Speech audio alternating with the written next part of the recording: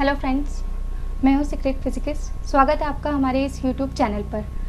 Previous class में हमने पढ़ा कूलाम्ब्स लॉ क्या होता है। आज हम कूलाम्ब्स लॉ पर बेस्ड कुछ प्रॉब्लम्स देखेंगे जो कि नीट एग्जामिनेशन में भी पूछी जाती है, जेईई में भी पूछी जाती है, CSIR नेट में भी पूछी जाती है और जैस में भी पूछी जाती है और बहुत सारे कॉम्पिटिटिव एग्ज़ाम गेट लेवल के जो होते हैं उसमें ये कॉम्पिटिटिव लेवल के जो एग्ज़ाम होती है उसमें ये क्वेश्चंस पूछे जाते हैं। ठीक है, तो हम जो स्टार्ट कर रहे हैं, हम कूलाम्ब्स लॉ पढ़ रहे हैं और हम जानते हैं हम 12th क्लास के स्टूडेंट के लिए पढ़ रहे हैं। तो 12th क्लास के स्टूडेंट हो या मास्टर लेवल के स्टूडेंट हो, नीट एग्ज़ाम हो या फिर CSIR नेट हो या फिर जस्ट हो, इन सभी एग्ज़ाम्स में ये इस लेवल के क्वेश्चंस पूछे जाते हैं। तो चलिए आज हम स्टार्टअप करते हैं कि हमने कूलाम्ब लॉ प्रीवियस क्लास में पढ़ा तो उससे रिलेटेड हम इस क्वेश्चन को सॉल्व करते हैं। ठीक है, ओके, तो स्टार्ट करते हैं। हमारी जो प्रॉब्लम है, हमारा जो क्वेश्चन है, मैं रीड कर रही हूँ। आप लोग पहले खुद का एक सजेशन लगाइएगा कि इसे हम किस तरीके से सॉल्व करेंगे। Okay, force of attraction between 2 point charges placed at a distance d is F। Okay, force of attraction देके रखा है किसके बीच में? 2 पॉइंट चार्जेस के बीच में। कितना है? F। कितना फोर्स लग रहा है? F। और उन दोनों चार्जेस के बीच की जो डिस्टेंस है वो कितनी है? D। तो कैलकुलेट क्या करना है? What distance apart should they B keeped in the same medium so that the force between them is 2F। Okay, सबसे फर्स्ट आप क्वेश्चन को समझने की कोशिश कीजिएगा। आपको कुछ समझ में आया इसमें? ओके, चलिए ठीक है, हम करते हैं इसको। देखिए, सबसे फर्स्ट जब भी कॉम्पिटिटिव एग्ज़ाम में कोई भी क्वेश्चन आए तो उसे सॉल्व करने के लिए हमें लाइन बाय लाइन जो दिया है उसको फॉलो करना चाहिए। तो सबसे फर्स्ट चीज़ उन्होंने बोली है force of attraction between 2 point charges placed at a distance d is F। Force of attraction कब लगेगा? जब दोनों चार्जेस क्या होंगे? डिफरेंट होंगे। ओके, तो मैं यहाँ पर क्या कर रही हूँ, फोर्स ऑफ अट्रैक्शन की बात कर रही हूँ, तो मैंने यहाँ पे 2 चार्जेस ले लिए। ठीक है, एक चार्ज इसे मैंने नाम दिया Q1 और दूसरा चार्ज इसे नाम दिया मैंने, क्या नाम देंगे? Q2। दोनों चार्जेस सेम नहीं होंगे ना? क्यों सेम नहीं होंगे? क्योंकि यहाँ पर ये बोल दिया क्या है कि यहाँ पे क्या हो रहा है? Force of attraction. अगर फोर्स ऑफ रिपल्शन बोला होता तो दोनों चार्जेस सेम हो सकते थे, पर यहाँ पर क्वेश्चन में हमें नहीं दिया है। हमें क्वेश्चन में सिर्फ और सिर्फ बोला गया कि फोर्स ऑफ अट्रैक्शन। अब कोई भी 2 डिफरेंट चार्ज होंगे उसके बीच में ही फोर्स ऑफ अट्रैक्शन लगेगा। तो एक को मैंने कंसिडर कर लिया Q1 और एक को मैंने कंसिडर कर लिया Q2। अब इन दोनों के बीच की डिस्टेंस कितनी है? इन दोनों के बीच की डिस्टेंस कितनी है? क्वेश्चन में दे करके रखा है, कितनी दी है? D। इन दोनों के बीच की डिस्टेंस कितनी दे के रखी है? इन दोनों के बीच की जो डिस्टेंस है वो दे के रखी है क्वेश्चन में D। तो मैं क्या कर रही हूँ, इन दोनों के बीच की जो डिस्टेंस है इसको मैंने क्या कर दिया? D। तो अब क्वेश्चन में हमें ये बोला है, क्वेश्चन में ये बोला है कि इनके बीच में जो फोर्स लग रहा है, इनके बीच में जो फोर्स लग रहा है वो कितना है? F। ओके, जब इनके बीच में लगने वाला फोर्स F है तो मैं उस F को कैलकुलेट करके लिख सकती हूँ। आप सभी ने कूलाम्ब्स लॉ पढ़ा है। अगर नहीं पढ़ा है तो प्रीवियस क्लासेस में आप देखिए, हमने कूलाम्ब्स लॉ पर एक वीडियो अपलोड करके रखी है। F इक्वल टू कितना हो जाएगा? F इक्वल टू हो जाएगा 1/4 pi epsilon not into epsilon r Q1 Q2 upon में d²। ओके, ये हमारी फर्स्ट लाइन से हमें जो चीज़ क्लियर हो रही थी। फर्स्ट लाइन मतलब यहाँ से लेके मैंने यहाँ तक सॉल्व किया। Okay, force of attraction between 2 point charges place at a distance d is F। तो ये मेरा हो गया। यहाँ पर मैंने एप्सिलॉन r इसलिए लिया है क्योंकि यहाँ पर इन्होंने क्वेश्चन में ये दे के नहीं रखा है कि मीडियम एयर है या फिर वैक्यूम। ओके, अगर वो दे करके रखते कि मीडियम एयर या वैक्यूम है तो वो वहाँ पर सिर्फ और सिर्फ 4 पाई एप्सिलॉन नॉट लेती, एप्सिलॉन r की वैल्यू वहाँ पर क्या हो जाती? 1 हो जाती। ओके, अब मैं आ रही हूँ अपनी नेक्स्ट लाइन पे। तो नेक्स्ट लाइन देखिए, what distance apart should they be kept in the same medium so that the force between them is 2F। Okay, तो हमें क्या बोला गया है कि हमें क्या करना है, मीडियम को चेंज नहीं करना है, हमें मीडियम को चेंज नहीं करना है, हमें चार्ज को भी चेंज नहीं करना है। हमें क्या चेंज करना है, इन दोनों के बीच की डिस्टेंस को कुछ इस तरीके से चेंज करना है कि जो फोर्स है उसकी वैल्यू कितनी हो जाए, 2F हो जाए। मतलब यहाँ पर अगर फोर्स F लग रहा था तो हमें इसको आगे पीछे करके, होता है जाहिर सी बात है, एक कॉमन सेंस का मैं आपको क्वेश्चन देती हूँ, अब आप लोग खुद ही बताना। अब अगर मैं इसकी डिस्टेंस को कम करूँगी तो फोर्स क्या होगा, देखो फोर्स को बढ़ाने की क्या पॉसिबिलिटी, या तो मैं चार्ज को बड़ा कर दूं, इन्होंने बोला है चार्ज को सेम रखना है, मीडियम को भी सेम रखना है। अब पूरी बात आती है किस पे, डिस्टेंस पे। डिस्टेंस को अगर मैं कम करूंगी तो क्या होगा, और डिस्टेंस को मैं बढ़ाऊंगी तो क्या होगा। जनरली आप सभी ने कूलाम लॉ पढ़ा है। कूलाम लॉ क्या होता है, F is directly proportion to the Q1 into Q2 और F is proportional to the 1 upon में R स्क्वायर। इसका मतलब क्या है कि अगर आप चार्ज फोर्स को बढ़ाना चाहते हैं तो क्या करना पड़ेगा, आपको या तो Q1 की वैल्यू को बढ़ाना पड़ेगा, या तो आपको Q1 की वैल्यू को बढ़ाना पड़ेगा, या तो आपको Q2 की वैल्यू को बढ़ाना पड़ेगा। पर हमारे क्वेश्चन में हमें ये बोला है कि हमें Q1 और Q2 को चेंज नहीं करना है, ना ही मीडियम को चेंज करना है। मीडियम चेंज नहीं हो रहा है, मतलब epsilon R not change, epsilon R को भी चेंज नहीं करना है। अगर एप्सिलॉन आर को भी चेंज नहीं करना है, Q1 Q2 को भी चेंज नहीं करना है, एप्सिलॉन आर को भी चेंज नहीं करना है, तो मेरे पास ऑप्शन क्या बच रहा है, मेरे पास ऑप्शन यही बच रहा है। और उन्होंने क्वेश्चन में यही पूछा हमसे कि हमें क्या करना है, हमें डिस्टेंस को कुछ इस तरीके से चेंज करना है, डिस्टेंस को कुछ इस तरीके से चेंज करना है कि फोर्स क्या हो जाए, 2 टाइम्स हो जाए। अब आप जाहिर सी चीज़ आप एक वो कीजिए कि आपको फोर्स को 2 टाइम्स करना है, ठीक है। मुझे यहाँ पर अगर 2 लगाना है, मुझे यहाँ पर अगर 2 लगाना है तो यहाँ पर जाहिर सी बात है यहाँ पे भी क्या लगाना पड़ेगा, 2। और ये 2 कहाँ जाएगा, मैं मल्टीप्लाई 2 का नहीं, मैं ऐसा थोड़ी नहीं बोल सकती कि मैंने फोर्स की वैल्यू में 2 का फॉर्मूला 2 का वो कर दिया। यहाँ पर क्या होगा, मुझे इस फैक्टर को कुछ इस तरीके से कम या ज़्यादा करना पड़ेगा, मुझे इस डिस्टेंस को कुछ कम या ज़्यादा इस तरीके से करना पड़ेगा कि मेरे पास आंसर क्या आ जाए, ऊपर भी 2 आ जाए, ठीक है। ये एक रफ वर्क था जो मैंने आपको शॉर्टली समझाने के लिए बताया। अब आप आ जाइए हमारे मेन क्वेश्चन पर। मैंने क्या करा, Q1 और Q2 की जो डिस्टेंस थी उसको क्या कर दिया, चेंज कर दिया, ठीक है। मैंने सपोज करा कि मैंने इन दोनों की डिस्टेंस जो दी थी, इन दोनों के बीच की जो डिस्टेंस जो दी थी, यहाँ पर क्या थी, दी थी, उसको मैं यहाँ पर क्या कर दूंगी, R कर दूंगी। मैंने ऐसा माना कि मैंने Q1 और Q2 के बीच की डिस्टेंस को कितना कर दिया, R कर दिया। तो उस कंडीशन में जो लगने वाला फोर्स था वो कितना हो गया, 2F हो गया। तो क्या बचेगा मेरे पास, फाइनली मैं इसको कूलाम लॉ के अकॉर्डिंग लिख सकती हूँ, फोर्स तो 2F हो गया। अब कूलाम लॉ के अकॉर्डिंग अगर इसको मैं लिखूंगी तो ये क्या होगा, 1 अपॉन में 4 pi epsilon not epsilon are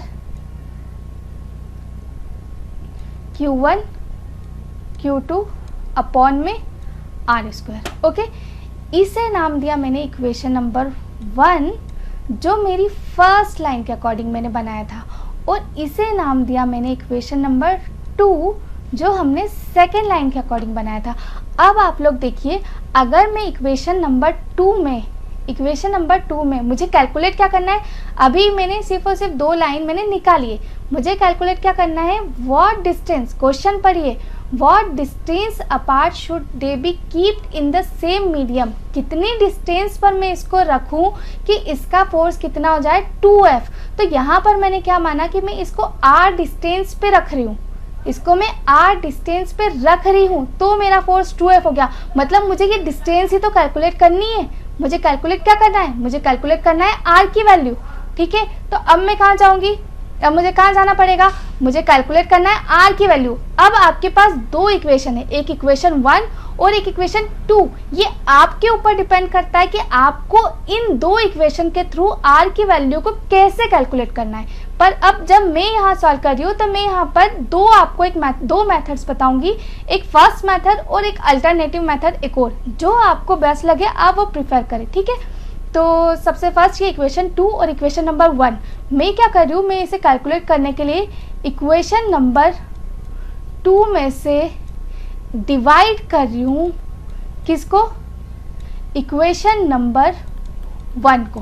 okay, जब इक्वेशन 2 को लिखना तो सबसे फर्स्ट मुझे क्या करना पड़ेगा, इक्वेशन नंबर 2 लिखनी पड़ेगी। इक्वेशन नंबर 2 कितनी है, 2f equal to 1/4 pi epsilon not epsilon r Q1 Q2 upon में r स्क्वायर। ठीक है, ये मेरी इक्वेशन नंबर 2 थी जो मैंने यहाँ पे लिख ली। अब मैं क्या करूँगी, डिवाइड कर रही हूँ किससे, इक्वेशन नंबर 1 से। तो इक्वेशन नंबर 1 में क्या है, सबसे फर्स्ट f इक्वल टू, मैं इक्वेशन नंबर 1 ही लिख रही हूँ, हाँ, और कुछ नहीं कर रही हूँ मैं यहाँ पर, 1/4 pi epsilon not epsilon r Q1 Q2 upon में d स्क्वायर। ओके, तो क्या होगा, देखो जितनी जितनी टर्म्स कैंसिल हो रही है उसको कैंसिल कर दे, f से f cancel, 1/4 pi epsilon not r ऊपर भी है नीचे भी है कैंसिल, Q1 Q2 ऊपर भी है नीचे भी है कैंसिल। ओके, तो फाइनली मेरे पास अभी क्या बचा,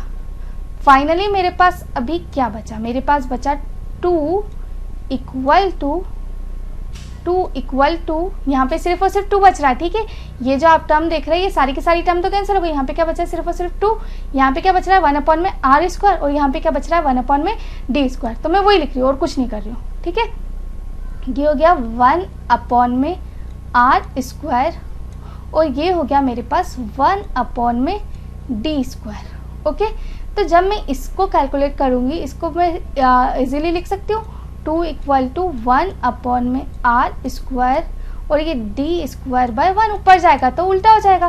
ठीक है, तो मुझे कैलकुलेट किसकी वैल्यू करनी थी, r की वैल्यू कैलकुलेट करनी है। तो मैं क्या कर सकती हूँ, नेक्स्ट स्टेप में क्या करूँगी, इस r स्क्वायर को क्रॉस मल्टीप्लिकेशन के थ्रू ऊपर ले जाऊंगी और 2 को क्रॉस मल्टीप्लिकेशन के थ्रू नीचे लेके आ जाऊंगी। आप सभी को समझ में आ रहा है, मैंने क्या करा, इसका क्रॉस मल्टीप्लिकेशन कर दिया, ये r गया ऊपर और ये 2 आ गया नीचे। तो फाइनली मेरे पास क्या आ रहा है, r square equal to d square upon में 2। तो r की वैल्यू कितनी हो गई, r की वैल्यू हो गई d अपॉन में √2।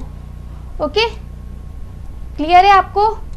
इसको और भी सॉल्व किया जा सकता है, कैसे सॉल्व कर सकते हैं, इसको सॉल्व इस तरीके से किया जा सकता है कि आपको 1/√2 की वैल्यू पता है, 1/√2 जो होता है वो होता है 1.141 और क्या है d। अब जब मैं क्या करूँगी, 1/1.414 को सॉल्व करूँगी तो मेरे पास जो आंसर आएगा वो होगा 0.707 d। ये मेरा फाइनली r, अगर मैं टर्म में न्यूमेरिकल टर्म में मैं फाइनली आंसर चाहती हूँ तो मेरा आंसर कुछ इस टाइप से आएगा। अगर आपके पास ऑब्जेक्टिव आ रहे हैं, नीट एग्जाम में आ रहे हैं, जेई में आ रहे हैं, जेस्ट में आ रहे हैं, CSIR नेट में आ रहे हैं, या फिर गेट एग्जाम में आ रहे हैं, तो आपके पास ऑप्शन दिए होते हैं। अगर आपके पास ऑप्शन में आपको ये वाला ऑप्शन दे करके रखा है आप इस पर टिक कीजिए, अगर आपको ऑप्शन में ये दे करके रखा है तो आप इस पर टिक कीजिए। ओके, तो ये था हमारा कॉम्पिटिटिव लेवल का एक क्वेश्चन। इसे हम अल्टरनेटिव मेथड के साथ भी सॉल्व कर सकते हैं। ठीक है, तो चलिए मैं एक अल्टरनेटिव मेथड भी आप लोगों को बताती हूँ। अल्टरनेटिव मेथड में क्या करना है, कहना है रफ इट नो। ठीक है, मैं आपको एक वो देती हूँ। ठीक है, चलिए मैं वापस से आपको एक नेक्स्ट पेज पे पूरा बता रही हूँ। ओके, अल्टरनेटिव मेथड, इसी क्वेश्चन को करने के लिए हम एक अल्टरनेटिव मेथड भी यूज कर सकते हैं। Alternative method, okay, alternative method. सबसे फर्स्ट चीज आपको क्वेश्चन में क्या दिया था, आपको क्वेश्चन में फर्स्ट लाइन में दिया था यहाँ पर एक चार्ज Q1, यहाँ पर एक चार्ज है Q2, ये दोनों आपस में रखे कितने डिस्टेंस पर, D पर।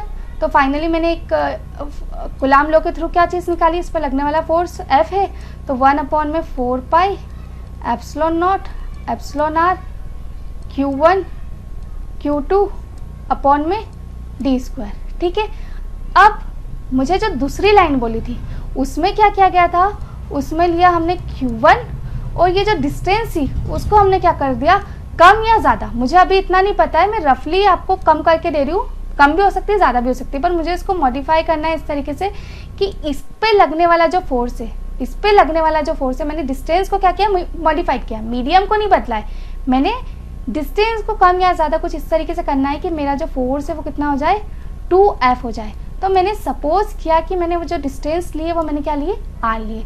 तो 2F कितना हो गया था मेरे पास, 1/4 pi epsilon not epsilon R Q1 Q2 upon में R स्क्वायर। ठीक है, यहाँ पे हमने इक्वेशन नंबर 1 निकाल ली थी, यहाँ पे हमने इक्वेशन नंबर 2 निकाल ली थी। उस वाली मेथड में हमने क्या किया था, प्रीवियस पेज पर जो मैंने फर्स्टली आपको सॉल्व करवाई उसमें मैंने क्या करा, दोनों को डिवाइड। हमारा जो मेन टास्क है हमें निकालना क्या है, हमें कैलकुलेट क्या करना है, हमें इस R की वैल्यू कैलकुलेट करने की, हमें इन दोनों चार्ज को कितनी डिस्टेंस पर रखे कि हमारा फोर्स क्या हो जाए, 2 टाइम्स ऑफ F हो जाए। ठीक है, तो अब मैं क्या कर रही हूँ, अब मैं ना आपको ये दे रही हूँ कि आपको क्या करना है, पुट करना है, put the value of F in equation 2। ये आपके पास इक्वेशन नंबर 2 गिवन है, ये आपके पास इक्वेशन नंबर 2 गिवन है। इस इक्वेशन 2 में हम क्या करेंगे, F की वैल्यू रख लेंगे। कहाँ से रखेंगे, फर्स्ट इक्वेशन से। ओके, तो स्टार्ट करते हैं। मैं तो मेरी टर्म किस तरीके से बन जाएगी, सबसे फर्स्ट क्या है, 2 है, तो 2 का तो मैंने 2 रहने दिया। F कितना हो जाएगा, 1/4 pi epsilon not epsilon R Q1 Q2 upon में D स्क्वायर। ओके, अब इक्वल में जो पैरामीटर है, इक्वल में क्या चल रहा है, 2। F की जगह मैंने ये पूरी वैल्यू रख ली। अब मेरे पास इक्वल में कौन सी टर्म रहेगी, वो तो यही रहेगी। ठीक है, तो ये हो गया 1/4 pi epsilon not epsilon R Q1 Q2 upon में R स्क्वायर। ठीक है, अब मुझे क्या देखना है, यहाँ पे जो जो सिमिलर टर्म है मैं उसको कट करते जाऊंगी। अब आप लोग भी देखिए, 1/4 pi epsilon not epsilon R यहाँ पर भी है, 1/4 pi epsilon not epsilon R यहाँ पर भी है। ये क्या हो गया, कैंसिल। ओके, Q1 से Q1 कैंसिल, Q2 से Q2 कैंसिल। अब मेरे पास जो रिमेनिंग टर्म है मैं वो लिख लूँगी। क्या बचा मेरे पास यहाँ पे, 2 अपॉन में D स्क्वायर इक्वल टू, सारी टर्म कैंसिल है, क्या बच रहा है, सिर्फ और सिर्फ 1 अपॉन में R स्क्वायर। तो ओके, हम इसे लिख लेंगे। क्या बच रहा है हमारे पास, 2 अपॉन में D स्क्वायर इक्वल है किसके, 1 अपॉन में R स्क्वायर के। ओके, तो ये मेरे पास क्या बचेगा, मुझे कैलकुलेट क्या करना है, R कैलकुलेट करना है। तो मैं क्या करूँगी, क्रॉस मल्टीप्लिकेशन कर दूंगी। क्रॉस मल्टीप्लिकेशन कर दीजिए। जब हम क्रॉस मल्टीप्लिकेशन करेंगे तो फाइनली हमारे पास क्या आएगा, R square equal to D square by 2। अब स्क्वायर है तो स्क्वायर रूट जब हम लेंगे तो हमारे पास R कितना आएगा, हमारे पास आएगा R D अपॉन में अंडर रूट 2। 1 अपॉन में अंडर रूट 2 की वैल्यू कितनी होती है, 0.707 D। ये मेरा फाइनली क्या आ गया, आंसर। इट्स योर चॉइस कि आप कौन सी मेथड यूज़ करना चाहते हैं, जो मैंने फर्स्ट मेथड कराई या फिर अल्टरनेटिव। देखिए, हमारा जो टास्क है वो कंसेप्ट समझने का होना चाहिए। सबसे पहले हमें क्वेश्चन समझ में आना चाहिए कि एग्जाम में क्वेश्चन में दिया क्या है और फाइंड करने के लिए क्या बोल रहा है। जब आप दिया क्या है और फाइंड क्या करना है, ये दिया है आपको और ये आपको फाइंड करना है। ओके, ये आपको फाइंड करना है। जब आपके पास ये 2 इक्वेशन आ जाएगी तो ये आपके ऊपर डिपेंड करता है कि आप इन 2 इक्वेशन को किस तरीके से सॉल्व करना चाहेंगे। ओके, और अगर आपको हमारी ये वीडियो पसंद आई हो तो हमारे चैनल को सब्सक्राइब और लाइक करना ना भूलें। Okay, thank you very much for attend this video.